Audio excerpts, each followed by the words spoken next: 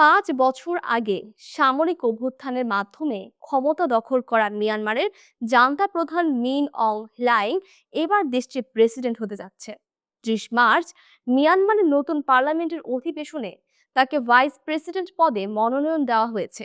সংসদে তার সঙ্গে আরও দুজনের নাম প্রস্তাব করা হয়েছে, যাদের প্রেসিডেন্ট হওয়ার সম্ভাবনা নেই বললেই চলে।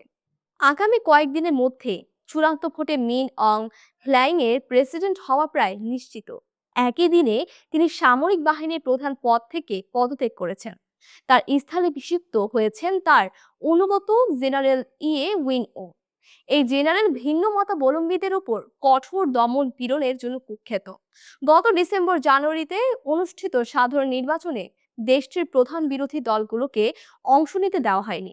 নির্বাচনটি ব্যাপকভাবে বিতর্কিত ও প্রহসন হিসেবে সমালোচিত হয়েছে। অনেক এলাকায় গৃহযুদ্ধের কারণে ভোট গ্রহণই সম্ভব হয়নি। নতুন পার্লামেন্টের প্রায় ৯০% সদস্য মিন অং হ্লাইংয়ের অনুগত। এর মধ্যে ২৫% আসন সরাসরি সামরিক বাহিনীর জন্য সংরক্ষিত। বাকিরা সামরিক সমর্থিত দলের প্রার্থী হিসেবে নির্বাচিত হয়েছেন। ২০২১ সালের ১ ফেব্রুয়ারি অং সান সুচির নেতৃত্বাধীন নির্বাচিত সরকারকে হটিয়ে অভ্যুত্থান ঘটান মিন অং হ্লাইং। এরপর থেকেই তিনি প্রেসিডেন্ট হওয়ার স্বপ্ন দেখেছিলেন। ২০২০ সালে নির্বাচনে সামরিক সমর্থিত দলের বড় পরাজয়ের পর এই স্বপ্ন ক্ষীণ হয়ে পড়েছিল। প্রেসিডেন্ট হলে তাকে সামরিক বাহিনীর নেতৃত্ব ছেড়ে দিতে হবে, যা তার জন্য কিছু ঝুঁকি তৈরি করেছে। অনেক জ্যেষ্ঠ সামরিক কর্মকর্তা তার নেতৃত্বে সন্তুষ্ট নন বলে খবর রয়েছে। তবে তিনি নতুন একটি পরামর্শ কাউন্সিল গঠন করে সামরিক ও বেসামরিক উভয় ক্ষেত্রে নিজের কর্তৃত্ব বজায় রাখার পরিকল্পনা করেছেন। ২০২১ সালের অভ্যুত্থানের পর মিয়ানমারে গৃহযুদ্ধ শুরু হয়।